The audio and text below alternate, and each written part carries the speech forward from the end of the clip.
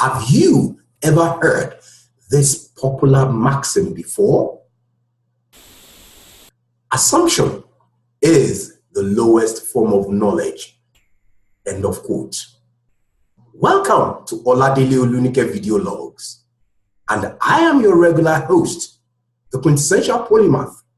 Oladele Olunike is my name.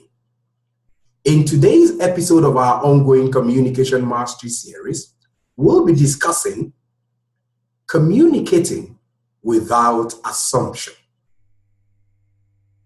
In a space of about 3 weeks, two colleagues who are members of a consortium of consultants who had come together under an umbrella of an organization of one of the consultants and consulting for a particular airline in the aviation sector in their country, had to work in different cities.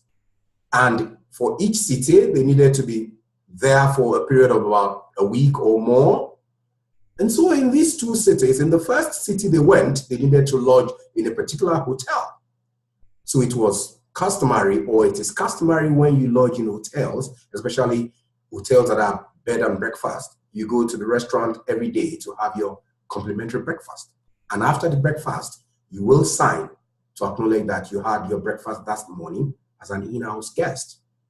So at this particular first hotel in this first city where they went to work, they were usually attended to by this waiter called Ernest.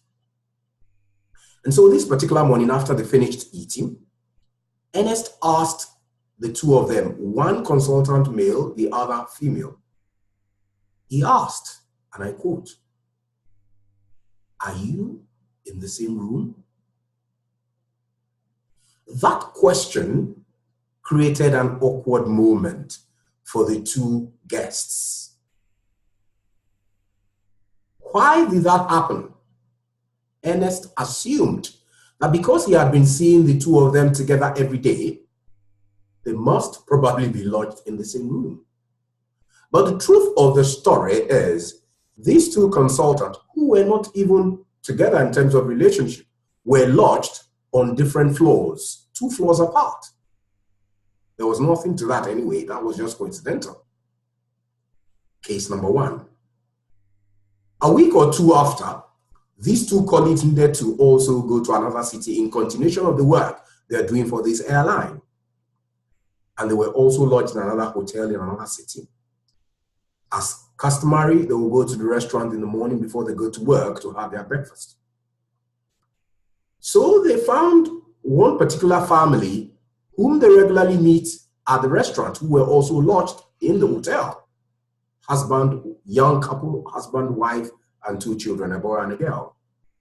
They become friendly with this couple. So this particular morning, the senior colleague, who happens to be the female, had gone ahead of the younger colleague who was still in his own room. The senior colleague had gone to the restaurant. Out of friendliness, the wife, the female in-house guest, the wife of this other gentleman, asked the senior colleague, "Where is your husband?" The look on the face of the female senior colleague was that of, "My husband? How do you mean? Who are you referring to?" At that moment, the friendly mother and wife of that other couple in that suddenly realized that she had wrongly assumed that the colleague that was with this senior female partner wasn't her husband after all. What happened in that second scenario? The woman assumed that that gentleman, who happens to be her younger colleague, must be married to her. Sincerely, the two of them are not even married together. They are just professional colleagues.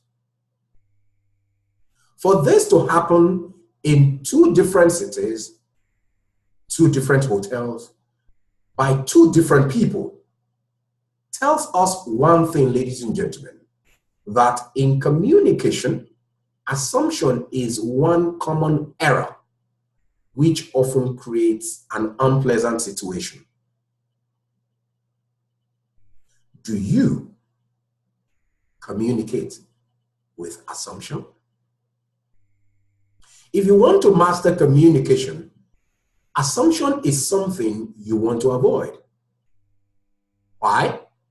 3 quick reasons. Number 1, communicating with assumption may create an awkward situation for the person you're communicating with. That is, the person you've assumed a particular thing about. Based on that assumption, you now communicate with the person based on that erroneous information. You can only imagine how awkward that senior colleague and the younger colleague in that first story felt when Ernest asked them, "Are you in the same room?"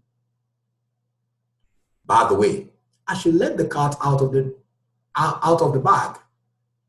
That younger male colleague was yours sincerely, myself.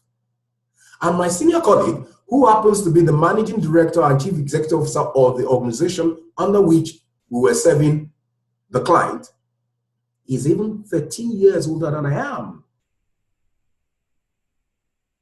Awkward situation, right? Another reason why you should avoid communicating with assumption is because it may embarrass the person you're communicating with, the person you've assumed a particular information about, and the information you now use to communicate with them.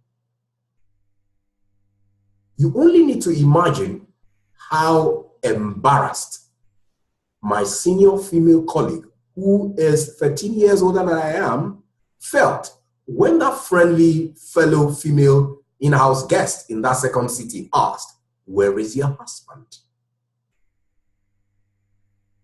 Thirdly, why should you avoid communicating with assumption?